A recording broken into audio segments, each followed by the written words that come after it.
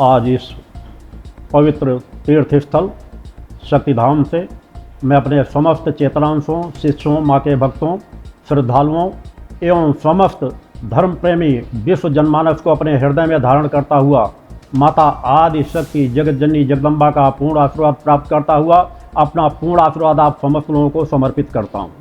जनमानस को आशीर्वाद स्वरूप अपना पूर्ण आशीर्वाद प्रदान करता हूँ। ये एक पर्व है जो हम सदा से मनाते चले आ रहे हैं। अष्टमी इस बार 2 दिन मनाई जाएगी, आज और कल। आज जन्माष्टमी भी लोग मना रहे हैं, कल भी जन्माष्टमी मनाई जाएगी। क्योंकि आज दोपहर से जन्माष्टमी तिथि प्रारंभ होने के कारण कल भी जन्माष्टमी का पर्व रहना है और अष्टमी और नवमी का संयोग होने से कल का दिन व्रत रहने वालों के लिए अत्यंत महत्वपूर्ण रहेगा। आश्रम में सभी को मालूम है कि पिछले स्वयं में 40-45 वर्षों से कृष्ण जन्माष्टमी को शक्ति साधना अष्टमी के रूप में सदा मनाता चला आ रहा हूँ, जिसमें मैं स्वयं दिन में साधना रत रहता हूँ, यज्ञ के कार्यों में रत रहता हूँ, संपूर्ण विश्व जनमानस के कल्याण के लिए। अतः इस दिव्य धाम पर जन्माष्टमी का पर्व कल मनाया जाएगा, जिसमें मैं स्वयं साधना रत रहता हूँ और शिष्यों द्वारा भी साधनात्मक क्रमों पर सदा अपने आप को रत रह करके यहाँ के क्रमों को आगे बढ़ाते हैं। आज कुछ महत्वपूर्ण बिंदुओं पर भी चिंतन देने के लिए मैं आप सब लोगों के बीच उपस्थित हुआ हूँ। मेरा समय अत्यंत महत्वपूर्ण होता है।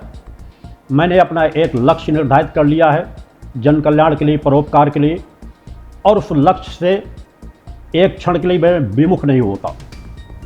हर पल मेरा चिंतन, हर पल मेरे कार्य उस दिशा पे कार्य करते रहते हैं जिस मार्ग पर स्वयं चल करके मैं समाज को एक सही दिशा पे बढ़ा करके समाज का कल्याण कर सकता हूँ, समाज को एक सही दिशा दे सकता हूँ। और वर्तमान की यात्रा का रिजल्ट समाज के सामने है कि समाज में एक नवीन परिवर्तन आता जा रहा है, समाज एक सही दिशा धारा में चल रहा है, सत्य को स्वीकार कर रहा है। हमारी, आपकी, सभी की जगत जननी जो हमारी आत्मा की जननी है, उस सत्य को स्वीकार करके उस जगत जननी की आराधना भक्ति की ओर समाज बढ़ रहा है। सभी धर्मों का समान भाव से सम्मान करते हुए, हम अपने सभी देवी देवताओं का सम्मान करते हुए इस धर्म पथ पर सतत अग्रसर है।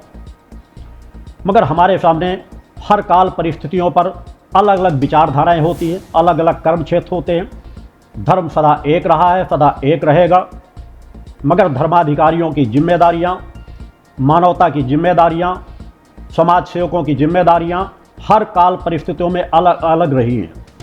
आज वर्तमान परिस्थिति पे हम जिस परिस्थिति पर समय गुजार रहे हैं, जिस परिस्थिति पर हमारा जीवन चल रहा है, जिस परिस्थिति पर विश्व जनमानस जिस वातावरण को लेकर जीवन जी रहा है और जिस तरह हम चारों तरफ अशांतिपूर्ण वातावरण देख रहे हैं, ये कभी कभी किसी काल विशेष में ऐसी परिस्थितियां आकर के खड़ी होती हैं।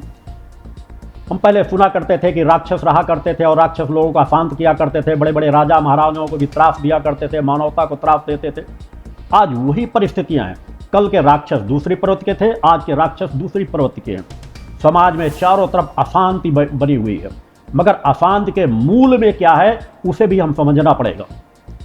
अशांति के मूल में आज इस्लाम धर्म ला करके अपने आप को खड़ा कर दिया है। इस बात को कहने में मुझे कोई आपत्ति नहीं कि इस्लाम धर्म ही आज पूरे विश्व की अशांति का मूल कारण बना हुआ है। आतंकवाद, जिहाद के नाम पर उन्होंने इस्लाम धर्म को बदनाम करके रख दिया है। इस्लाम धर्म की विचारधाराओं के यदि सही रूप से पालन किया गया होता तो आज जो परिस्थिति विश्व में है, हर देश अशांत है और पीछे उसमें देखा जाए कि अशांति का मूल कारण क्या है, तो वहां पर निकल करके आएगा इस्लाम का आतंकवाद, इस्लाम की जिहादी मानसिकता, इस्लामिक लोगों को दी जा रही गलत, मुल्ला मौलवियों द्वारा दी जा रही गलत शिक्षा जो फल फूल करके एक आध बड़े वृक्षों के रूप में खड़ी हो रही हैं और वो उसी दिशा में बढ़ रहे हैं जिस दिशा में उन्हें मुल्ला मौलवियों ने बढ़ाया है, और वो पूरे विश्व में एक आतंक का पर्याय बन गए हैं, अशांति का पर्याय बन गए हैं। तो इन विषम परिस्थितियों में हमें विचार करने की आवश्यकता है कि आज हमारे देश में, जिस देश में हम रह रहे हैं, जो भारत भूमि है, ये भारत भूमि सदा से देवों की भूमि रही है, ऋषियों मुनियों की भूमि रही है, पूरे विश्व को दिशा देता रहा है भारत, और आगे भविष्य में भी देता चला जाएगा। इसके लिए नितांत आवश्यक है कि हम भारत भूमि को उसी विचारधारा में दृढ़ता से बढ़ाने का प्रयास करें। यहाँ के रहने वाले हर मानव के अंदर संस्कारों से भरपूर हो, चेतनावान हो, पुरुषार्थी हो, परोपकारी हो, उस दिशा में समाज को आगे बढ़ाने का प्रयास किया जाए। कोई भी देश तभी सुरक्षित रहता है जब हम वहाँ की सुरक्षा व्यवस्था को बहुत अच्छी व्यवस्थित तरीके से, चाहे राजसत्ताएं हो चाहे लोकतंत्र में हो, अगर राज्य सरकारें, केंद्र सरकारें पूरी तरह से सुरक्षा व्यवस्था को अच्छी व्यवस्थित तरीके से नहीं व्यवस्थित कर पा रही, तो निश्चित रूप से एक न एक दिन उस राष्ट्र में संकट अवश्य आता है। हम अपने आसपास के अनेकों राष्ट्रों में, छोटे छोटे जो राष्ट्र थे, उनमें आज किस प्रकार के आंदोलन हो रहे हैं, किस तरह वहाँ सत्ता परिवर्तन किए जा रहे हैं, उसको हम खुली आंखों से देख सकते हैं। और सभी क्षेत्रों में जिहाद उनके पीछे मूल कारण बना हुआ है। और बड़े बड़े पश्चिमी देश आज इन सब चीज़ों में ज़रूरत पड़ने पर वो आतंकवादियों का विरोध भी करते हैं, और ज़रूरत पड़ने उन्हीं आतंकवादियों का सहारा लेकर, सहयोग लेकर के दूसरे देशों में अशांति पहुंचाने का प्रयास करते हैं, वहाँ सत्ता परिवर्तन करते हैं और अपनी मनचाही तरीके की सत्ता चलाना चाहते हैं। भारत उससे आज अछूता नहीं है। भारत एक बहुत बड़ा विशाल देश है, इसलिए तत्काल ऐसी कुछ चीज़ें नज़र नहीं आती। मगर अगर आज हम देखें तो उन छोटे छोटे देशों से भी अधिक जिहादी मानसिकता के लोग हमारे देश में मौजूद हैं, देश को टुकड़े टुकड़े कर देने के लिए तत्पर हैं। और दुर्भाग्य से आज अनेकों राजसत्ताएं भी उनका समर्थन कर रही हैं। कुछ राजसत्ताएं ऐसी हैं जो खुल करके उनका समर्थन करती हैं, खुलेआम उनका समर्थन करती हैं। आतंकवादी कोई मारा जाता है तो आंसू बहाते हैं, आतंकवादियों के खिलाफ कोई कदम उठाया जाए तो चीखना चिल्लाना शुरू कर देंगे। उनको इस देश से कोई प्रेम लगाव है ही नहीं। तो वास्तविकता तो चूंकि वो वास्तव में इस देश की नस्लें ही नहीं हैं, और जब देश की नस्लें नहीं होंगी तो देश के प्रति अच्छी बातें सोच भी नहीं सकेंगी, देश को गुमराह करने का प्रयास करेंगे। और जब एक कोई बड़ी पार्टी खड़ी होती है तो उसमें कुछ अच्छे लोग भी जुड़ जाते हैं कि उनको अपनी राजनीति करना है, राजनीति में किसी क्षेत्र में रहना है। तो आज वर्तमान में आज़ादी से लेकर इस देश की दुर्दशा और बर्बादी के लिए मैं हर मंचों से कह चुका हूं कि कांग्रेस सबसे बड़ी जिम्मेदार पार्टी है, और उसको समर्थन देने वाली अनेक कुछ क्षेत्रीय दल भी हैं जो आज पूरे देश की बर्बादी का मूल कारण है। आज़ादी के बाद से यदि यह सत्ता नेहरू के हाथों में ना गई होती, सरदार पटेल के हाथों में गई होती, तो शायद देश की दुर्दशा न होती। आज राहुल गांधी द्वारा खुल करके बार बार जनगणना की बात कही जा रही, जाति जनगणना की बात कही जा रही। इतने सालों में सत्ता में रह करके न तो कभी उन्होंने जाति जनगणना कराया, और जो पिछड़े वर्ग की बात, दलितों पिछड़े वर्गों की बात बार बार उठाते हैं, इन दलित पिछड़े वर्गों की आज की दुर्दशा के कारण केवल कांग्रेस पार्टी है।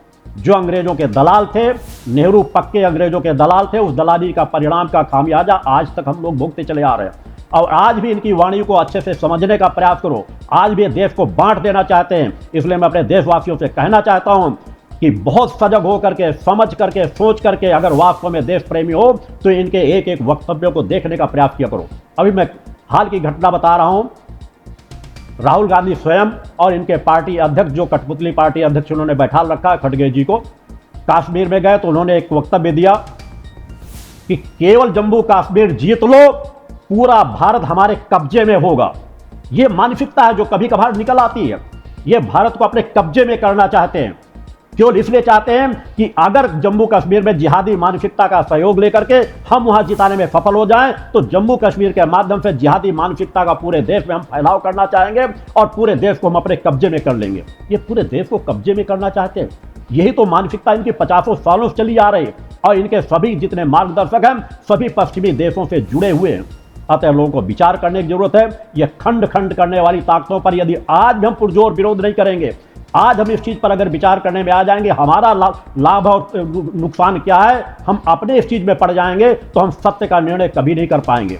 आज आवश्यकता है मुखर होकर के आवाज उठाने के लिए। जो जातीयता का बीजारोपण कर रहे हैं, सांप्रदायिकता का बीजारोपण कर रहे हैं, आज जातीयता को बढ़ा बढ़ा करके, सांप्रदायिकता को बढ़ा बढ़ा करके आज पूरे देश में विद्वेष की भावना पैदा कर दी गई है। आज हिंदू मुस्लिम ही आपस में लड़ रहे हैं, और अब जातीयता की जनगणना की बात कह करके चाहते हैं कि जाति जाति आपस में लड़ना शुरू कर दे। क्या हम कबीलों की ओर ले जाना चाहते हैं अपने देश को? जिस देश में, जिस प्रदेश में, जिस जिले में जिस जाति का वर्चस्व हो जाएगा, उसी जाति के लोग फिर एसपी अपना चाहेंगे, डीएम अपना चाहेंगे, वहां के लोग पलायन करना शुरू कर देंगे दूसरी जाति के लोग। और ये जो कुकुरमुत्ते राजनेता हैं, ये सिर्फ कुछ जातियों का संरक्षण देकर, कुछ जातियों का समर्थन देकर के अपना साथ लेकर अपनी सत्ता केंद्र में काबिज करने के लिए सदा लालायित रहेंगे, और उसके लिए साम दाम दंड भेद सब कुछ रणनीति अपनाने का प्रयास करते हैं। अतः सजगता से विचार करने की जरूरत है। कांग्रेस पार्टी के जितने शीर्ष नेता हैं उनमें 90% नेता देश हितैषी नहीं है, राष्ट्रभक्त नहीं है। उनको मौका मिल जाए तो देश को खंड खंड करने में चूकेंगे नहीं। अतः समाज को सजग होने की जरूरत है। मैं किसी एक पार्टी विशेष की बात नहीं करता, उनसे जुड़े हुए अनेकों दल हैं। आज हम अलग चले जाएं, केरल में चले जाओ, तमिलनाडु में चले जाओ, पश्चिम बंगाल में चले जाओ, क्या हो रहा है? एक अलग मानसिकता, पूरे देश की विचारधारा से अपने आप को अलग काट करके स्वतंत्र बनना चाहते हैं, जिहादियों को बढ़ावा देना चाहते हैं। और सबसे बड़ी चीज विडंबना, जो हिंदू धर्म की, सनातन धर्म की जो मूल भावना है, जो इस भारत भूमि की मूल भावना है, जो भारत भूमि की मूल शक्ति है, मूल चेतना है, उस पर हर पल आघात करते हैं। हर पल कहीं गालियां देंगे, अपमानित करेंगे, हमारे देवी देवताओं को अपमानित करेंगे, और हम खुलेआम सुनते रहते, आवाज नहीं उठाना चाहते। और जब तक हम इस आवाज को नहीं उठाना शुरू करेंगे, तब तक ये हमारे ऊपर शिकंजा कसते ही चले जाएंगे। हम वास्तव में अगर कहें, आज अगर लोग कहेंगे, मेरे द्वारा भी कभी इस तरह की ज्यादा आवाजें नहीं उठाई जाती थी, मगर पिछले 15-20 वर्षों से जब मैं स्वयं देख रहा हूं, अनुभव कर रहा हूं देश की परिस्थितियों को, तो पूरी तरह से सनातन धर्म को एक शिकंजे में कसा जा रहा है। सनातन धर्म को खंड खंड करने की मानसिकता समाज में चल रही है। भारत देश को खंड खंड कर देना चाहते हैं। जानते हैं, इस क्षेत्र में अगर भारत को, देश को अनेकों भागों में बांट दिया जाए, तो उन जिहादियों का अपना वर्चस्व भी हो जाएगा। और कुछ राजनेता तो कुछ भी हो जाए, उनकी सत्ता कायम हो जाए, वो कुछ भी सौदा करने के लिए तैयार रहते हैं। राजनीति क्षेत्र में मैं अनेकों बार चिंतन अपने दे चुका हूं। देशवासियों से आज जन्माष्टमी पर्व पर भी चाहूंगा कि कृष्ण की विचारधारा को ध्यान में रखना, गीता को 1-2 बार पढ़ना जरूर, और उस विचारधारा को लेकर के तभी तुम सत्य की रक्षा करने की दिशा में बढ़ सकोगे। इन बिंदुओं पर मैं विस्तार से अनेकों क्षेत्र समय पर चिंतन देता रहूंगा, आगे भी देता चला जाऊंगा। आज चूंकि कुछ महत्वपूर्ण चिंतनों पर मुझे अपने विचार चिंतन देने हैं, अतः विस्तार किसी चीज का कर पाना संभव नहीं हो सकेगा। मगर सजग होकर के जीवन जीना सीखो, ईमानदारी सच्चाई का जीवन जीना सीखो। विदेशी ताकतें केवल बांग्लादेश पर नहीं हावी हो गई हैं, हमारे देश पे हर पल हमारे देश की जड़ों को खोखला कर रही हैं, हर पल प्रयासरत हैं। यहाँ भी बड़े आंदोलन खड़े करने की कोशिशें की जा रही हैं, यहाँ पर भी लोगों का कत्लेआम करने की भी कोशिशें की जा रही हैं। इसलिए मेरे द्वारा हर बल कहा जाता है कि आज के हमारे धर्माधिकारी यदि सचेत नहीं होंगे, आज भी कायरता का जीवन जिएंगे, तो शायद सबसे बड़े दुर्भाग्यशाली होंगे, और वो फिर उनको समाज, आगे आने वाली मानवता कभी माफ नहीं करेगी। हमारे धर्म की सबसे बड़ी विडंबना यही है कि हमने सिर्फ एक पक्ष को गहराई से पकड़ लिया कि हम सहनशील हैं, सहनशीलता की बात करेंगे, सद्भावना की बात करें, अच्छी बात है, ये हमारा मूल है। दया में प्रेम, करुणा, वात्सल्य, प्रेम तो हमारा मूल है, हमारा मूल आधार है। मगर इस मूल आधार की रक्षा करना भी तो हमारा ही कर्तव्य है। अगर हम मूल आधार की रक्षा नहीं कर पाए, तो फिर किसके ये मूल आधार से बचेंगे कैसे? और इसी कारण था, इन्हीं न्यूनताओं के कारण, कि हम सहनशील बने रहे। हम किसी को बुरा नहीं करना, हम कोई बुरा करता रहे, हमें बुरा नहीं करना। और ये हमारे 90% साधु संत सन्यासी लोगों को शिक्षा देते हैं। और इसी का परिणाम है गुलामी का बड़ा लंबा कालखंड। एक सशक्त भारत, अखंड भारत, जिसके पास सब कुछ था, धन, संपदा, सामर्थ्य, ऐश्वर्यशाली थे, शक्तिवान थे, सामर्थ्यवान थे, चेतनावान थे, मगर खंड खंड होने की वजह से सब मुगलों ने हमारे ऊपर अत्याचार किया, धर्म परिवर्तन कराया, और हमारे देश के वास्तविक स्वरूप को तहस नहस करने की कोशिश की। आज वही स्थितियां फिर से पैदा की जा रही हैं। मैं अपने धर्माधिकारियों को कहना चाहूंगा कि अपने कर्तव्यों का पालन करो। जिन देवी देवताओं की आराधना करते हो, वो आशीर्वाद का मुद्रा भी रहता है और हाथ में शस्त्र भी रहते हैं। उस चीज पर भी ध्यान देने की कोशिश करना। हमारा धर्म हर पल कहता है कि अनीति अन्याय धर करने वालों को समझाओ, अगर नहीं समझते तो उनका विनाश करना नितांत आवश्यक है। भगवान कृष्ण ने भी यही कार्य किया, भगवान राम ने भी यही कार्य किया। भगवान राम भी तो रावण को माफ कर सकते थे। भगवान राम के भी जीवन में अनेकों जगह आए जहां उन्होंने लोगों की हत्याएं की, मगर जिन को हत्याएं की वो दुराचारी थे, दुष्ट थे, उनकी हत्या करना ही अनिवार्य था। और ये हर काल परिस्थिति में आवश्यकता होती है। और इसके मूल में होना चाहिए हमारे धर्माधिकारी, जो सही ज्ञान समाज को दे सके। हमारे धर्माधिकारी अनेकों सामर्थ्यवान हैं, अनेकों अच्छा ज्ञान रखने वाले हैं, मगर बस सहनशीलता की बातें करेंगे। अरे नहीं, किसी की बुराई नहीं करना चाहिए, इस्लाम आ जाए उसे भी हम स्वीकार कर रहे हैं, ईसाई आ जाए उसे भी हम स्वीकार कर रहे हैं, हमारे दरवाजे तक आ जाए तब तक हमें कोई आपत्ति नहीं है। खूब आराम से उनकी प्रेम से वार्तालापें करेंगे, उनसे माल्यार्पण कराएंगे। हमारे बड़े अच्छे अच्छे कई संत हैं। श्री श्री रविशंकर जी को देख लीजिए, अच्छे संत हैं, बड़े सहनशील संत हैं, पूरी दुनिया में जाते रहते हैं, अरब कंट्रियों में भी जाते रहते हैं। अनेकों बार आप मालों से लदे हुए उनको आपको देखोगे। अब ऐसे संतों से क्या कल्पना की जा सकती है? अच्छे संत हैं, मगर अच्छाई हमारे सनातन के लिए खतरनाक बन गई है। इस अच्छाई को ही जीने वाले अनेकों संत हैं, ज्ञानी हैं, सामर्थ्यवान हैं, इसमें कोई दो मत नहीं है।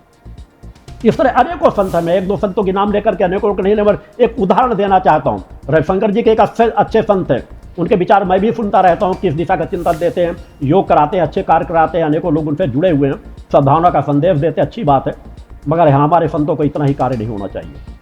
आप जैसे संतों के कारण ही हमारा देश गुलामी के इतने बड़े कालखंड को देख चुका है कि बस ठीक है, सब कुछ हो रहा अच्छा, हमें बुरा नहीं कहना, हमें तो अपनी बात कहना, हमें तो सहजता का जीवन जीना है, हमें तो सबको अपना के चलना, हम तो सद्भावना का संदेश देते हैं, हम तो बुद्ध के देश रहने वाले, हम बुद्ध के देश में रहने वाले नहीं हैं, हम राम और कृष्ण के देश में रहने वाले हैं, हम लक्ष्मीबाई के देश में रहने वाले हैं, हम राणा प्रताप के देश में रहने वाले, हम छत्रपति शिवाजी के देश में रहने वाले हैं। ये क्या गलत थे? इन्होंने अपना सर्वस्व लुटा दिया मानवता के कल्याण के लिए। आज उसी की वजह से रक्षित हैं हम, हमारा धर्म रक्षित है क्योंकि उन्होंने अपना बलिदान दिया। और हमारे साधु संतों को आज सजग होने की जरूरत है क्योंकि हम उसी कालखंड में आ गए हैं कि चारों तरफ से घिरते चले जा रहे हैं। और जो पहले उसी तरह हुआ कि हमारे पास बचाव के कोई रास्ते नहीं बचे थे। मैं रविशंकर जी जैसे अनेकों संतों को कहना चाहता हूँ कि आज मुखर होकर के आवाज़ उठाइए। नहीं, आप लोग शांत भी, आप लोग विचारधारा हुए होते, फिर अपमानजनक शब्द साधु संतों को सुनने पड़ते हैं कि चारों तरफ जिहादियों से घिरते चले जाओगे, सद्भावना का संदेश देते चले जाओगे कि नहीं हम तो किसी का अनित नहीं करना चाहते, आते जाओ कुछ भी करते चले जाओ। और जब चारों तरफ से घिर जाओगे, जब आपके धार्मिक स्थान तोड़े जाने लगेंगे तो बस तुम्हारे हाथों में इतना बचेगा, चिल्लाओगे बचाओ बचाओ बचाओ। ये हमारे हिंदू धर्म की आवाज नहीं है, बचाओ बचाओ बचाओ।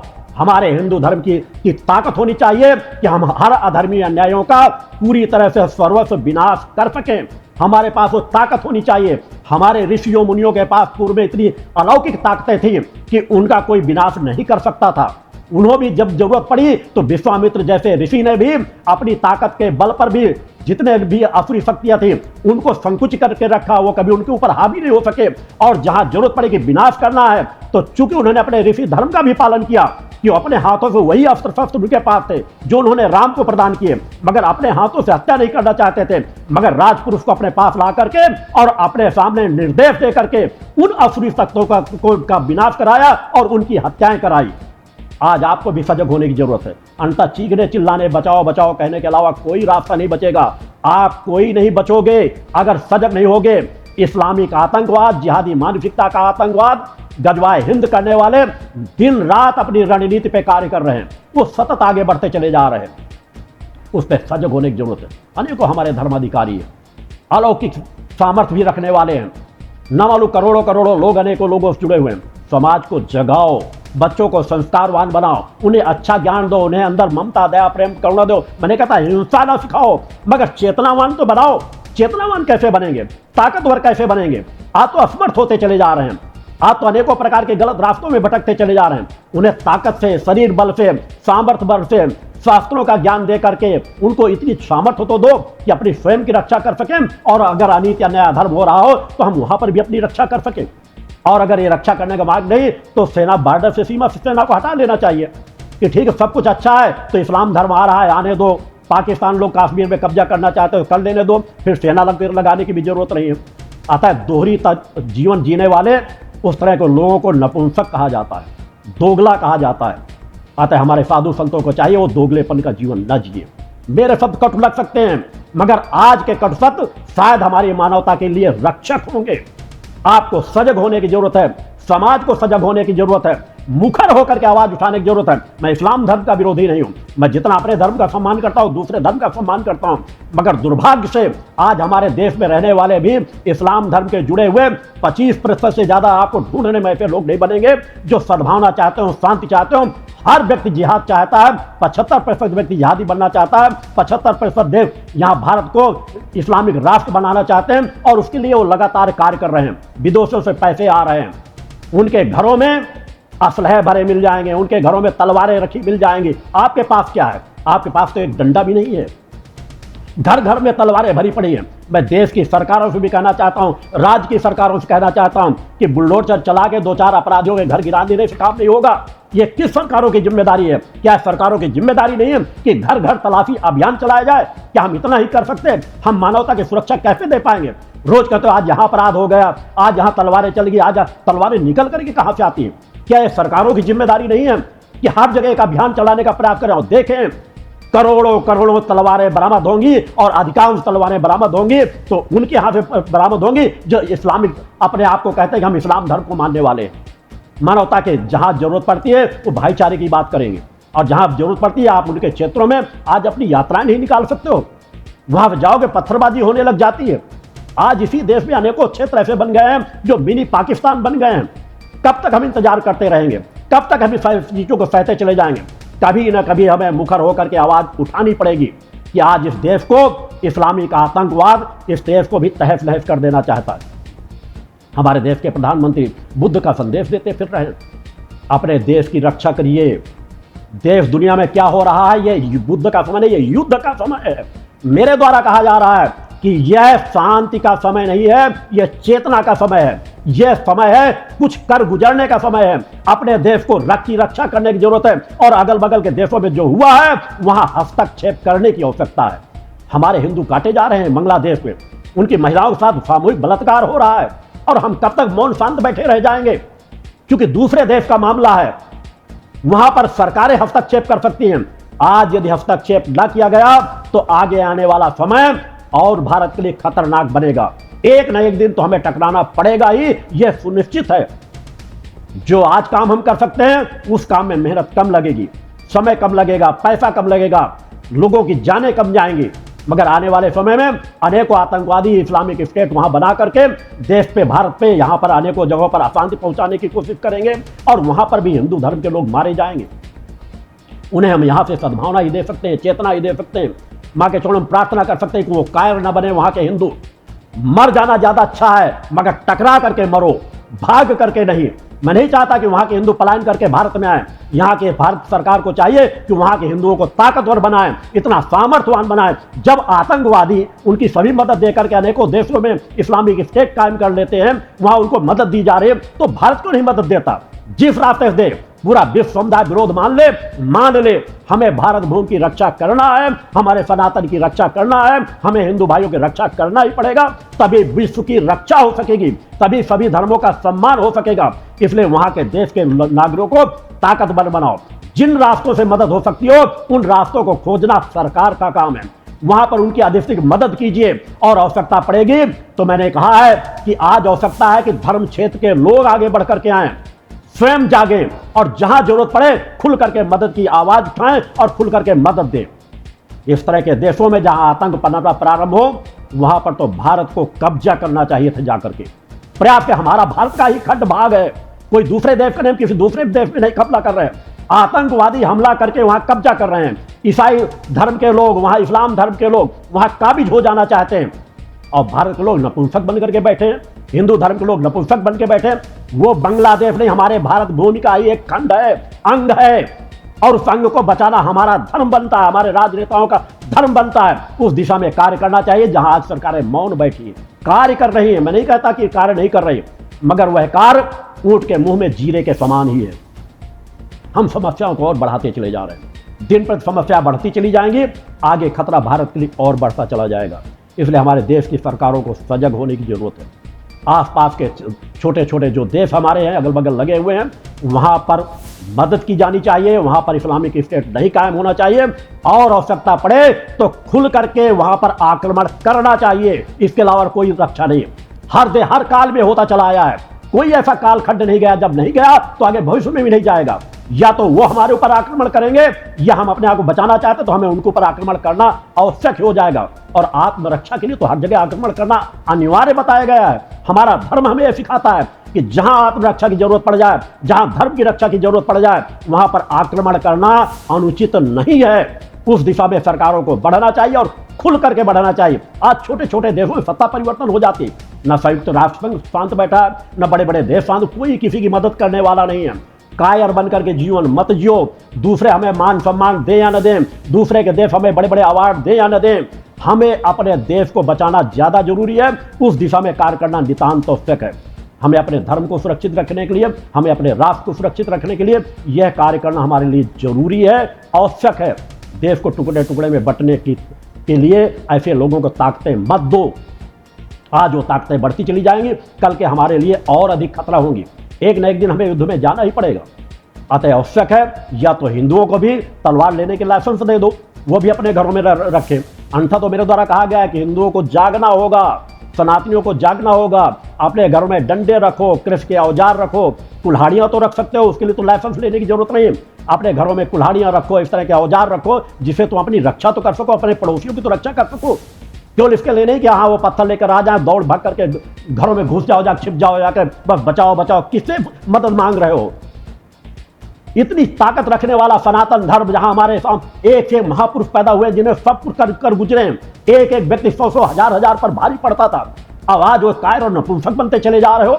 अपने बच्चों को चेतनावान बनाओ, ताकतवर बनाओ, उन्हें धर्म का ज्ञान सिखाओ, संस्कारवान बनाओ, उन्हें योगी बनाओ, उनके अंदर दया में प्रेम करुणा वात्सल्य पैदा करो, मगर चेतना से भरपूर होने चाहिए। उनके अंदर छत्रपति शिवाजी का ज्ञान दो, उनकी ताकत भरो। शिवाजी का जैसा जीवन जीते थे वो कभी भय का जीवन नहीं जीते थे।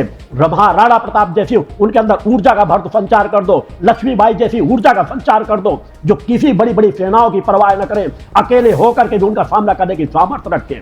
ये सामर्थ्य धर्म गुरुओं को भरनी चाहिए, माता पिता को भरनी चाहिए। हम अपने सनातनियों को सजग होने की जरूरत है, और जिसमें आज सभी लोग अपने कर्तव्य का पालन नहीं कर रहे, कमियां की जा रही हैं, और ये कमियां कल को हमारे सामने बहुत घातक रूप में आकर के खड़ी होंगी, जिनका सामना करना कठिन हो जाएगा।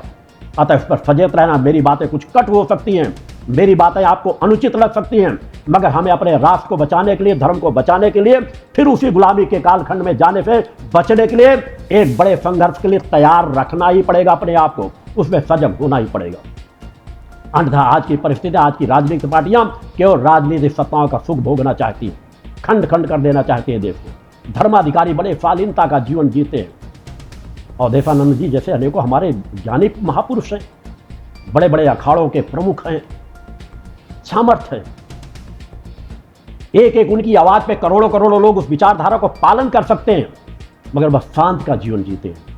यह शांत का जीवन कर्तव्य उनका था जो समाज का त्याग करके हिमालय कांधराओं में जाके बैठ जाते थे कि हमें किसी से लेना देना नहीं, हम शांत से अपनी आत्मशक्ति को प्रभाव बना रहे हैं। और अगर हम समाज के बीच है, समाज को ज्ञान दे रहे हैं, तो फिर हम केवल बस रामायण गीता का पाठ के, रामायण गीता का पाठ हो, जगह जगह पाठ हो, अच्छी बात है, मगर केवल इतने ही जानकारी देने, इतना ही ज्ञान कराने से हम अपनी धर्म की रक्षा नहीं कर पाएंगे। फिर हमको कायर समझेंगे, कमजोर समझेंगे, और फिर हम उसी गुलामी के कालखंड में चले जाएंगे जिसको हम देख चुके हैं।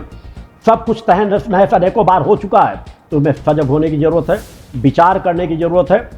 एक एक दिन महत्वपूर्ण है, एक एक क्षण महत्वपूर्ण है। हमारे सभी धर्म गुरुओं को केवल आवाज उठाने से कार्य नहीं पड़ेगा, वो संस्कार लोगों के अंदर भरो। भक्ति मानव कल्याण संगठन उस दिशा में कार्य कर रहा है, समाज को नशा मुक्त कर रहा है, सब बड़ी बीमारी से, महामारी से, अवगुणों से मुक्त करा रहा है। जिसके आज अपराधों के मूल में नशा है, उन्हें चेतनवान बना रहा है, उसे परम सत्ता की आराधना भक्ति का ज्ञान करा रहा है, उन्हें योग ध्यान साधना के क्रमों का ज्ञान करा रहा है, उन्हें समाज सेवा का ज्ञान करा रहा है, उन्हें परोपकार की भावना सिखा रहा है, उन्हें धर्म राष्ट्र मानवता की रक्षा करने की सामर्थ्य पैदा करने का मार्ग के पथ में बढ़ा रहा है। भक्ति मानव कल्याण संगठन एक बहुमुखी विचारधारा को लेकर के कार्य कर रहा है। आज करोड़ों करोड़ों लोग भक्ति मानव कल्याण संगठन की विचारधारा पे जुड़े हुए हैं। आज इतने कम समय में, आज इतने बड़े समाज को एक रास्ते में बढ़ाया गया, और वो भी सच्चाई ईमानदारी की ताकत को लेकर के, अनीति अन्याय अधर्म की ताकत को लेकर नहीं, किसी उद्योगपतियों के सहारे को लेकर नहीं, किसी राजनेताओं के सहारे को लेकर नहीं, सिर्फ आत्मबल के माध्यम से, उस परम सत्ता के आशीर्वाद की कृपा के माध्यम से। आज इसी विचारधारा को लेकर यदि समाज के सभी धर्म गुरु अपने अपनी जिम्मेदारियों को निर्वहन करना शुरू कर दें, तो समाज में बहुत बड़ा परिवर्तन डाला जा सकता है। उसमें सजग होने की जरूरत है, सबको मिलकर कार्य करने की जरूरत है। यदि आज हम चूक गए तो उसकी भरपाई कभी नहीं कर पाएंगे। हमारा युवा वर्ग भटकता चला जा रहा है, वो नशे की ओर लिप्त होता चला जा रहा है, वो मोबाइलों का गुलाम होता चला जा रहा है, उनके शरीर क्षमताएं घटती चली जा रही हैं, तो अनेकों प्रकार की बीमारियों से ग्रसित होते चले जा रहे हैं। चेतनावानों को हम कहाँ से तलाशेंगे? आखिरकार सनातन धर्म को हर माता पिता को अपने बच्चों को चेतनावान बनाने का प्रयास करना पड़ेगा, उनके स्वास्थ्य में ध्यान देना पड़ेगा, उन्हें अच्छी शिक्षा देना पड़ेगा। तो उस दिशा में सभी लोग सजग हो, चेतनावान बनाओ, सामर्थ्यवान बनाओ। जरूरत पड़ती है हमारा आशीर्वाद के लिए भी हाथ उठता है, और जरूरत पड़ेगी तो ये हाथ बंधना भी जानता है। वो शिक्षा देने का समाज की आवश्यकता है। हम स्वयं हिंसक ना बने, मगर चेतनावान तो बने। हमारा धर्म कभी हिंसक नहीं सिखाता, हमारा धर्म कभी हिंसक नहीं रहा, मगर चेतनावान रहा। असुरों को विनाश करने की क्षमताएं अगर रही हैं तो सनातन धर्म में ही रही है, सनातन धर्म के देवी देवताओं में रही हैं, उनमें वो शक्तियां रही हैं। आज उस दिशा में हमें पुनः समाज को बढ़ाने की जरूरत है, स्वयं आगे बढ़ने की जरूरत है, परोपकार की भावना लेने की जरूरत है, एक दूसरे की मदद करने के भाव को लेकर चलने की जरूरत है, तब हम समाज में एक परिवर्तन डाल सकेंगे। आज हमारा सनातन धर्म अनेकों के छोटे छोटे भागों में विभक्त होता चला जा रहा है, कटता चला जा रहा है, उसे दिशा भ्रमित किया जा रहा है। छोटे छोटे संप्रदाय बना लिए गए, छोटे छोटे एक संगठन बना लिए गए और उन संगठनों में लग रहा है कि जैसे हम पूरे देश का कल्याण कर देंगे। पूर्व में मेरे द्वारा इसी विचारधारा को लेकर अनेकों संस्थाओं, मैंने कहा मैं आद पथ का रास्ता चलता हूँ, परम सत्ता ने जिस पथ पर मुझे बढ़ाने का निर्देशन दिया उस पथ पर मैं बढ़ता हूँ, उसी बढ़ते मानवता का कल्याण है। किसी को समझना है, जानना है तो पहले उसे मेरी पूरी विचारधारा को समझना ही पड़ेगा। मैं कौन हूँ ये भी समझना पड़ेगा। मेरी आवाज़ हर जगह उठती है, जहाँ गलत होगा वहाँ आवाज़ उठती है और उठती रहेगी, उसे कोई रोक नहीं सकता। गलत का विरोध हर जगह करूँगा, चाहे अपने सनातन धर्म के बीच हो, चाहे बाहर की जगहों पर हो, कोई भी वहाँ पे आवाज़ बराबर उठ जाती रहेगी। आज हमारे सनातन धर्म में भी इस तरह की स्थितियाँ सब जगह हो रही हैं। अनेकों लोगों को तो पूजना शुरू कर देते हैं ऐसे लोग, और हमारी सरकारें भी कई बार ऐसे लोगों को मदद करती है। जैसे राम रहीम को देख लो, पैरोल के ऊपर पैरोलें दी जा रही, बलात्कारी व्यक्ति को, हत्यारे व्यक्ति को बार बार पैरोल दी जा रही है। समाज में क्या एक बराबर विचारधारा चल रही है? कहीं पर भी आज कहीं पर अगर किसी को देखा जाए तो आज अनेकों लोग गरीब होंगे, उनके माता पिता मर गए होंगे, उनको आर्थिक में सम्मिलित होने के लिए भी पैरोल नहीं मिलती। आसाराम बापू को भी चलो उनके स्वास्थ्य के लिए था, 1 सप्ताह की पैरोल मिलनी भी चाहिए, इतनी लंबा समय हो गया था, वृद्ध थे, उनको पैरोल मिल जानी चाहिए। मगर राम रहीम जैसे धूर्त व्यक्ति को बार बार पैरोल दी जा रही है, सरकारें घुटने टेक रही, धिक्कार है ऐसी सरकारों को। और इस तरह की नीतियाँ कभी समाज को दिशा नहीं दे सकेगी, ये खोखलापन है। समाज साथ देने के लिए, सही विचारधारा में चलने वाली सरकारों को साथ देने के लिए हर पल तैयार रहती है, मगर कथनी करने में कोई फर्क नहीं होना चाहिए। पूरे सनातन धर्म को, हिंदू धर्म को संगठित करने की जरूरत है। हमारे अनेकों धार्मिक संस्थान अच्छे भी हैं और उनके अंदर अनेकों धार्मिक संस्थान जो बुराई के रास्ते पर भी चल रहे हैं। आज अनेकों जगह इनमें भी समाज को सजग होने की जरूरत है। हमारा सनातन जितना ताकतवर रहा है, आज भी उतना ही ताकतवर है, कल भी उतना ही ताकतवर रहेगा। बस उस ताकत को समझने की जरूरत है। और असली ताकत हमारी आत्मा के अंदर से आती है। आत्मा जो अजर अमर अविनाशी है। आत्मज्ञान से बढ़ करके कोई ज्ञान नहीं होता, आत्मज्ञान से बढ़कर के कोई शक्ति नहीं होती है। आत्मावान धर्म गुरुओं के माध्यम से यह धरती टिकी हुई है। आत्मावान धर्म गुरुओं के माध्यम से धर्म का संचालन हो रहा है। अनेकों धर्म गुरु रहे जो बिल्कुल ज्ञान नहीं रखने वाले थे, मगर आत्मावान थे। उन्होंने अपनी शक्तियों को जगाया और आत्मज्ञान के माध्यम से करोड़ों करोड़ों लोगों की विचारधारा को बदल करके रख दिया। अतः उस आत्मज्ञान के पथ पर चलो, अपनी चेतना के पथ पर चलो। हमें सभी धर्मों का सम्मान करते हैं, सभी धर्म ग्रंथों का सम्मान करते हैं। मगर कुछ समय से मेरे द्वारा भी एक हाल में चिंतन दिया गया था, आर्य समाज के विषय में चिंतन दिया गया। मैंने तब भी कहा था कि आर्य समाज हमारे सनातन का एक महत्वपूर्ण अंग है। मैं सनातन धर्म से जुड़े सभी धार्मिक छोटे छोटे कर्म जो चल रहे हैं, भले उनसे तो उन्होंने खुद कहा कि शायद 1 आध करोड़ उनसे लोग जुड़े हुए हैं, हो सकता है मैं चाहता हूँ उनसे और ज़्यादा लोग जुड़े होंगे। मगर कम से कम अगर मेरे द्वारा कोई आवाज़ उठाई जाती है तो उसको गंभीरता से सुनना चाहिए, समझना चाहिए, उस पर तत्काल कोई टिप्पणी नहीं करना चाहिए। फिर भी कुछ महाशयों ने टिप्पणी की। उन्होंने कहा कि शायद किसी के कहने पर कुछ चीज़ें सुन करके आपने ऐसे बात अचानक कह दी। मेरे द्वारा कभी कोई अचानक बात नहीं कही जाती। मैं पूरे समाज का आंकलन आज पिछले 40 वर्षों से कर रहा हूँ। देश के अंदर जितनी संस्थाएं हैं वो सभी मेरे चिंतन के दायरे में रहती है। जहाँ अच्छा कार्य हो रहा होता है, अंदर से प्रेरणा रहती है, उनको भी अच्छे कार्य करने की और शक्ति परम सत्ता के द्वारा प्रदान की जाए, वो और अच्छे कार्य समाज के बीच करते चले जाएं। हर संस्थाएं कुछ अच्छे कार्य कर रही है। हमारे सनातन धर्म की कोई भी संस्थाएं, आर्य समाज भी अच्छा कार्य कर रही है, मगर कम से कम एक ऐसी विचारधारा जो हमारे सनातन के लिए जहर के समान है, हमारे सनातन धर्म के लिए घातक है, विचारधारा में संशय पैदा कर देने वाली है। जो हमारे सनातन की इतनी बड़ी संस्कृति हो, मूर्ति पूजा की, जो आज की नहीं है, युगों युगों से चली आ रही है। कोई युग ऐसा नहीं है जिस युग में मूर्ति पूजा ना रही हो। और कहते हैं हम मूर्ति पूजा का कहां विरोध करते हैं, कहां हमने मूर्ति तोड़ी। मूर्ति तोड़ना ही विरोध नहीं होता। सनातन के धर्म के बच्चों को अगर ये शिक्षा देनी शुरू कर दी जाए कि मूर्ति पूजा नहीं करनी चाहिए, मूर्ति पूजा पाखंड है, मूर्ति पूजा ढोंग है, मूर्ति कुछ नहीं कर सकती, मूर्ति ने आज कभी उड़ करके किसी के ऊपर वार नहीं किया होगा, मूर्ति ने कभी किसी की मदद नहीं की होगी, मूर्ति ने कभी हाथ उठा के किसी को आशीर्वाद नहीं दिया होगा। कितनी बड़ी अज्ञानता का जीवन जी रहे हैं। अरे यहाँ तो एक एक कण कण में चेतना समाहित है। एक कण बहुत बड़ी हमारी मदद कर रहा है। कण कण हमारी सहायता कर रहा है। वो तो हमारी देवी देवताओं की मूर्तियां हैं जो प्राण प्रतिष्ठा करके स्थापित की जाती है। उन्हीं केंद्रों के बदौलत आज हमारा धर्म चलता चला आ रहा है।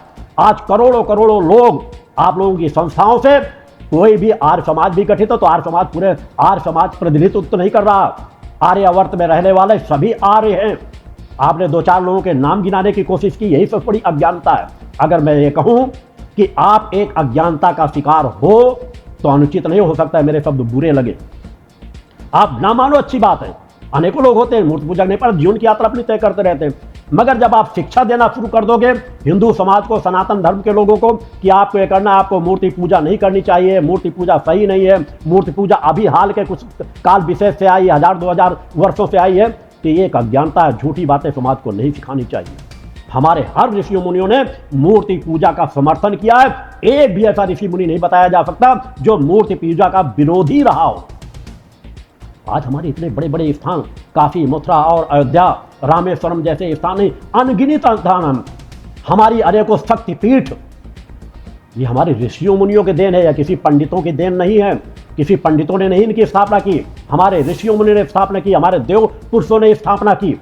और उसको आप ढकोसला बता रहे हो, उसको आप कह रहे हो कि यह ढकोसला है। अगर आप किसी सत्य को नहीं देख सकते तो आपकी अज्ञानता है।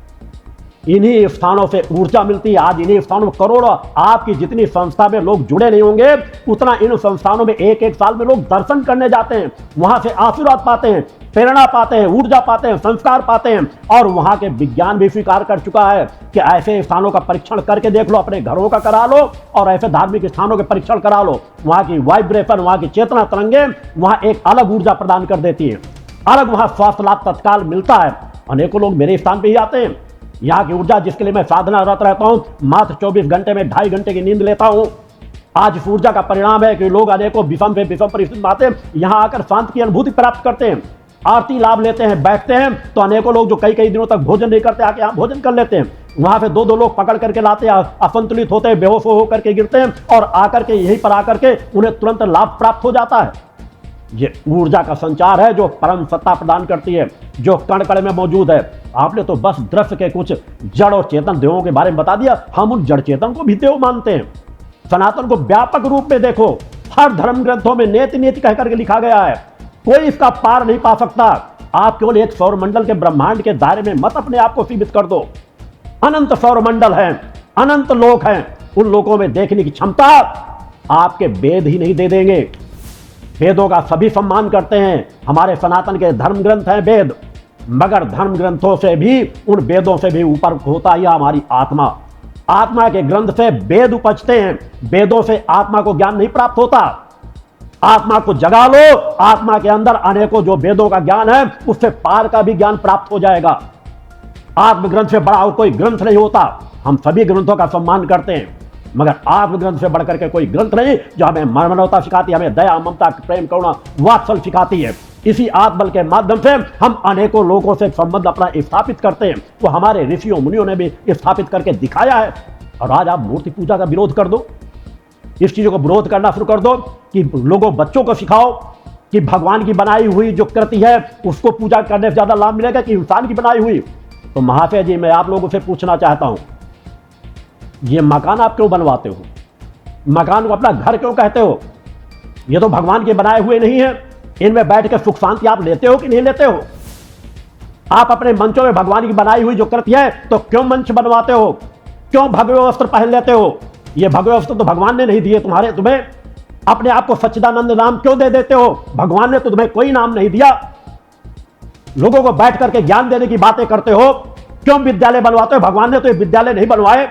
खुले मैदान में बैठ करके शिक्षा दो जो भगवान ने शिक्षा दी है, उसी बिना संसाधन, बिना माध्यम के, और जिन चीजों का माध्यम बनाते हैं परम सत्ता उन्हीं में अपनी ऊर्जा प्रवाहित कर देती है। हमारे ज्ञान के मंदिर होते हैं, शिक्षा के हमारे मंदिर होते हैं जहां देवी देवताओं की स्थापना होती है। आपने कहा कि मूर्तियां बोलती नहीं, साधक में क्षमता हो तो मूर्तियां बोलती भी है, मूर्तियां खाती भी है, मूर्तियां खिलाती भी हैं। अगर आपने नहीं सीखा तो यह आपकी अज्ञानता है। एक व्यक्ति देखता है, अगर आपके सामने दूध ला करके रख दिया जाए, एक व्यक्ति जो जानता है वो जानता है, कहता है इसमें घी है, मगर आप जैसे अज्ञानी कहेंगे कि नहीं ये तो दूध है, पड़ा रहेगा, सड़ जाएगा। मगर जो उसका शोध करने वाले, हर चीज पे शोध करने वाले ऋषि कहलाते हैं।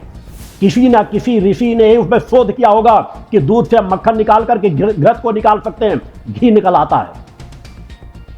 मगर आप ये कहो कि नहीं घी होता ही नहीं, तो आप देखना ही ना समझो, आंख बंद करके बैठे रहो कि कोई चीज़ ऐसी होती ही नहीं है, देवी देवता होते नहीं। आप जिन्हें कौन सा ऐसा काल, राम का काल देख लो, कृष्ण का काल देख लो, अनेकों हमारे महापुरुष हुए जो देवताओं को अवतरित करते थे, देवताओं से आशीर्वाद प्राप्त करते थे। वाल्मीकि रामायण को ही पढ़ लो थोड़ा सा। वाल्मीकि ऋषि थे, अनेकों ऋषि मुनि उन्हें अपना ऋषि गुरु मानते थे, त्रिकालज्ञ थे, देवी देवताओं से साक्षात संवाद करते थे, देवी देवता उनके यहाँ उपस्थित होकर उन्हें ज्ञान देते थे, मार्गदर्शन देते थे। ये हर काल में होता रहा, हर काल में होता चला आएगा। मगर आप तो अज्ञानता के शिकार हो। सीमित दायरे में कब तक नहीं बोला जाएगा। अच्छा कार्य कर रहे हो, अच्छी संस्था है, मैं इसका विरोध नहीं करता, संस्था का विरोध नहीं करता, आर्य समाज का विरोध नहीं करता। मगर आप मूर्ति पूजा का खंडन करोगे, मूर्ति पूजा का खंडन, तो हमें भी अधिकार बनता है कि आप मूर्ति पूजा का खंडन गलत कर रहे हो, इसकी आवाज उठाना हमारा धर्म बनता है। बच्चों को जो शिक्षा दे रहे हो वो गलत दे रहे हो। आप कुएं को मान लोगे कि कुएं में जल भरा है, जल पीने से लाभ मिल जाता है, कुएं के हमको क्या करना है, अन्य चीजों से हमें क्या लेना, मगर उस कुएं का स्रोत कहां से आ रहा है, उस स्रोत को बंद कर देना चाहते हो। स्रोत को बंद कर दोगे, एक दिन आपका जल भी समाप्त हो जाएगा। मगर आप बस तो आपको ऊपर देखना चाहते हो, जड़ के में देखना चाहते हो। जड़ के देवता हैं, इतने जागृत है, इतने अतीत है, इतने ये है, ये सामान्य दायरे से ऊपर उठो। साधु संत सन्यासियों का स्तर केवल सामाजिक दायरे में नहीं, इसी समाज को तो खींचकर उच्चता की ओर ले जाना है। इसी दायरे से निकल करके तो पति पत्नी के दायरे से, अतिथियों के दायरे से और ऊपर ले जाना है, गुरुजनों के दायरे से और ऊपर ले जाना है। क्योंकि गुरुओं के ही नहीं, गुरुओं के ज्ञान को लेकर के आगे बढ़ना है। उस दिशा में सनातन को बढ़ाने की आवश्यकता है। सब मिलकर के सच्चाई ईमानदारी के कार्य में चलो। मूर्ति पूजा का खंडन करना बंद कर दीजिए। मूर्ति पूजा को आप स्वीकार करो या ना करो, मगर विरोध करने वाली अपनी पुस्तकों से ऐसी चीजों को हटाइए। आपके एक महाशय जी ने तो यह कह दिया कि मैं डाल करके माफी मांग लूं। कभी कल्पना भी मत करना ऐसी। मुझे समझने की कोशिश करना, जानने की कोशिश करना कि मैं कौन हूं। अगर मैं अपने में आ जाऊंगा तो एक नहीं, ऐसी कमियां अनेकों जगह पर है जिनको मैं उभारना शुरू कर दूंगा, तो आपके पास कोई जवाब नहीं होगा। आप केवल अपनी बड़बत्ती बताने के लिए कि हमने वहां घंटा घड़ियाल बंद कर दिए गए थे, हमने वहां रेत की रोटियां खाई। अरे घंटे घड़ियाल बजाने वालों को, किसी दूसरे के ऐसे जो घंटे घड़ियाल बजाने का समर्थन न करते हो, उनको किसी की मदद की जरूरत नहीं है। आपने कितनी मदद की है, कितनी आजादी की लड़ाई में मदद कर दी है, प्रमाण देकर के समाज के बीच आओ। उससे हजारों गुना ज्यादा कुर्बानियां हमारे घंटे घड़ियाल बजाने वाले लोगों ने दी है, देवी देवताओं की आराधना करने वाले लोगों ने दी है। आज उन्हीं देवी देवताओं के वजह से, उन्हीं धर्म ग्रंथों के वजह से, उन्हीं स्थानों के वजह से हमारा धर्म सुरक्षित है। इस तरह की संस्थाओं से धर्म सुरक्षित नहीं है। वो तो संस्थाएं बहुत पहले अनेकों नष्ट हो चुकी थी, मगर हमारे धार्मिक स्थान तब भी थे, आज भी थे, और उन ऋषियों मुनियों की ऊर्जा समाई थी, उन शक्तियों की ऊर्जा समाई थी कि आज वो स्थान धीरे धीरे करके जागृत हो रहे हैं। राम का मंदिर बनकर के खड़ा है, इससे थोड़ा सीख हासिल करो, काशी से थोड़ा सीखो, वैष्णो देवी माता के स्थान से थोड़ा सीखो, हमारे चारों धामों से थोड़ा सीखो। हमारे शंकराचार्यों को आप कहते हो आदिगुरु शंकराचार्य मूर्ति के समर्थक नहीं थे। बेवकूफ बनाना, लोगों को झूठ बोलना बंद कर दीजिए। दुर्भाग्य तो है कि हमारे शंकराचार्य मौन बैठे रहते हैं। उनको राजनेताओं के यहां जाकर के और उद्योगपतियों के यहां के जाकर रसमलाई ज्यादा अच्छी लगती है, मगर ऐसी चीजों में आवाज नहीं उठाना चाहेंगे कि हमारे समाज को खंड खंड किया जा रहा है, हमारे सनातन धर्म को खंड खंड किया जा रहा है। हमारी भावनाओं को, जिस भावनाओं को लेकर युगों से हम एक विचारधारा को लेकर के, उन मूर्ति पूजा को लेकर के हम आगे सतत बढ़ रहे हैं। मूर्ति पूजा प्रथम स्तर के साधक के लिए भी जरूरी है और एक उच्च कोटि के ऋषि के लिए भी जरूरत है। वे ऊर्जा के केंद्र बन जाते हैं। उन ऊर्जा के केंद्रों का सम्मान सदैव बना रहना चाहिए। कि हम मंत्रों की शक्ति क्या रहेगी, तो फिर वेदों के मंत्रों को भी नकार दो। मंत्रों में इतनी बड़ी शक्ति है कि हम किसी शक्ति को अवतरित कर सकते हैं, किस व्यक्ति को कहीं स्थापन को अपनी भक्ति के बल पर, अहंकार के बल पर नहीं। भक्त के प्रवाह में असंभव से असंभव कार्य संभव हो जाते हैं। पूरा इतिहास भरा पड़ा है। इतने बड़े सनातन के सत्य को नकार दो। कितनी पुरानी आपकी संस्था हो गई। मूर्ति पूजा का आपने विरोध कर दिया, आपने मुझसे माफी मांगने की बात कह दी। मैं यदि अपने में आ जाऊंगा तो आपको जवाब देते नहीं बनेगा। आपने कहा कि जब घंटे घड़ियाल बजाने बंद कर दिए तब आप कहां थे। मैं कल भी था, आज भी हूं और कल भी रहूंगा। कोई काल मुझसे छूटा नहीं है। मैं एक चेतनावान ऋषि हूँ। आपने कहा कि दयानंद सरस्वती जी से एक व्यक्ति ने पूछा, अगर कोई ऋषि होते तो आप उनके साथ कैसा बर्ताव करते? तो दयानंद सरस्वती जी ने आपने उत्तर दिया कि उन्होंने कहा था कि अगर मैं कोई ऋषि होता तो उनके यहाँ जाके झाड़ू लगा रहा होता। दयानंद सरस्वती भी ऋषियों का इतना सम्मान करते थे, क्योंकि ऋषि आत्मज्ञानी थे। वो केवल वेदों के ज्ञान तक सीमित नहीं थे। वेदों के ज्ञान में हमारा धर्म सीमित नहीं है, इसमें बहुत पार की चीज है। उस पार की चीज को समझने का प्रयास करो, उस जगत जननी को समझने का प्रयास करो, हमारी देवी देवताओं की शक्तियों को समझने का प्रयास करो। जिस दिन उस चीज को समझ जाओगे, उस दिन बच्चों को इस तरह की शिक्षा देना बंद कर दोगे।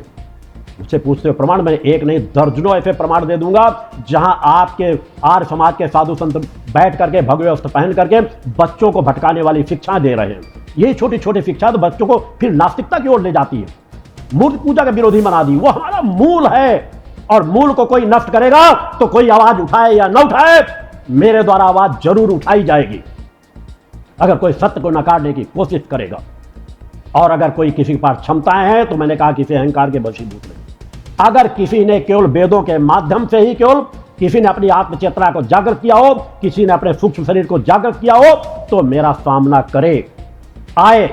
मैंने सत्य को जाना है, समझा है, उनसे संबंध स्थापित करके रखता हूं। अगर आपके पास हो तो आइए, अन्यथा इस तरह की आप पाखंड भरी बातें बंद कर दीजिए, लोगों को दिशा भ्रमित मत कीजिए।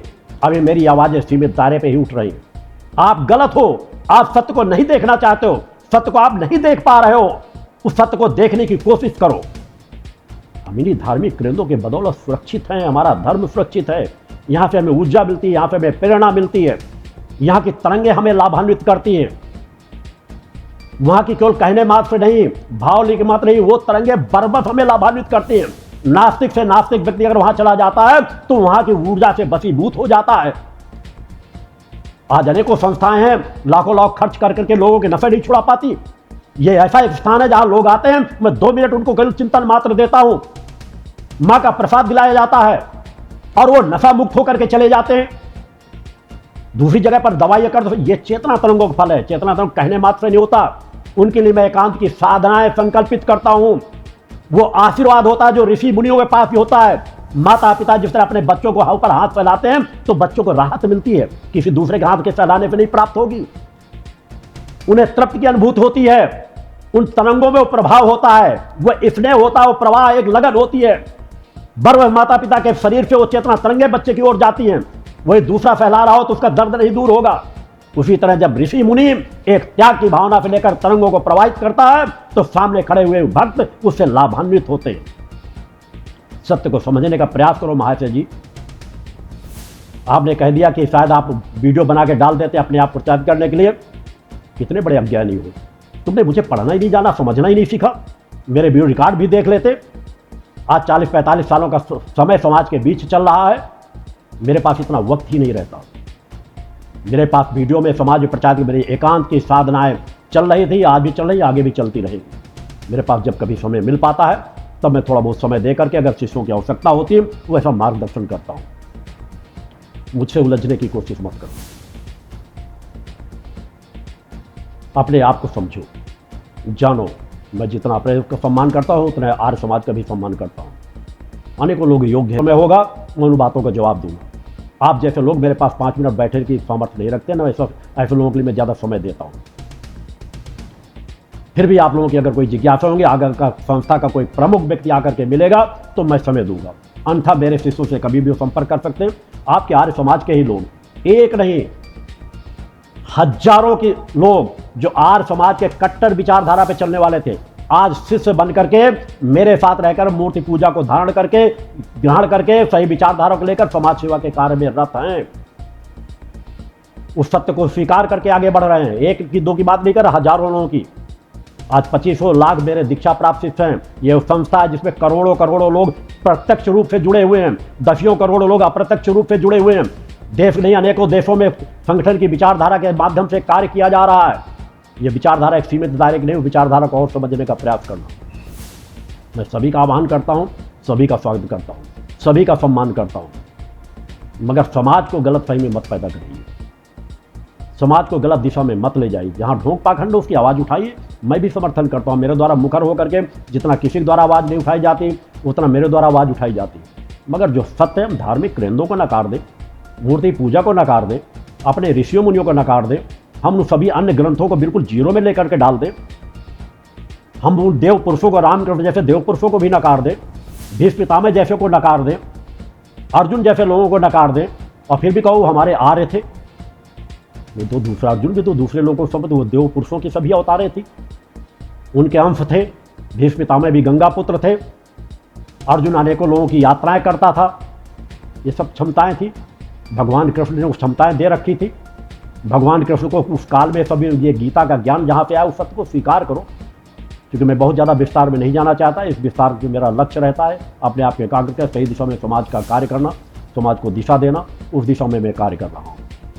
मैं सभी का स्वागत करता हूँ, कोई भी आए सभी का स्वागत कभी मिले। मगर तुमने तो ऐसा डर दिखाने को कि वो मीडिया ऑन कैमरा, मीडिया लेके आएंगे, मीडिया के सामने बात करेंगे। अरे महाफे जी, मैं हर बात मीडिया के सामने कहता हूँ, मेरा अलग से एकांत की कोई बातें नहीं होती। मैं जैसा बाहर रहता हूँ वैसे एकांत में रहता हूँ, जो कहता हूँ मंच से कहता हूँ और निर्भीकता से कहता हूँ, निडरता से कहता हूँ, सत्य की बात कहता हूँ और शोध करके कहता हूँ। कोई उथली सुनी फुलाई बातों पे मैं अपनी बातें नहीं रखता। अतः जो बातें कहता हूँ उसके लिए अगर हो सके तो आप लोग आपस में बैठ करके विचार करिएगा, और हो सके तो गलती स्वीकार करिएगा। हो सके तो उनसे जो आप पुस्तकें एक के बाद पुस्तकें छपवाते चले जा रहे हो, उस तरह इस तरह बीज बोया जा रहा है जो आने वाले बच्चों में संशय पैदा कर देगा, उससे अब उन बच्चों को बचाओ, उस दिशा में कार्य करो। मैं समाज के बीच हर पल कार्य कर रहा हूँ। सभी संस्थाएं आगे बढ़ें, उनके सभी के लिए मेरी सद्भावनापूर्ण सदैव आशीर्वाद बना रहता है, चिंतन बना रहता है। एकांत की साधनाओं का आज पिछले 40-45 वर्षों से एक विचारधारा के साथ समाज के बीच कार्य किया जा रहा है। 2.5-3 घंटे से ज़्यादा कभी नींद नहीं लेता और फिर भी चेतनता से कार्य करता हूँ। उस सत्य को समझो, जानो, जान लोगे, समझ लोगे तो विरोध अपने आप बंद हो जाएगा। ऐसे विचार बना के चलना, मेरा सभी के साथ आशीर्वाद जुड़ा रहता है। आज अष्टमी पर्व पर मैं पुनः अपने समस्त देशवासियों को अपना पूर्ण आशीर्वाद प्रदान करता हूँ। बोल जगदम्बा माते की।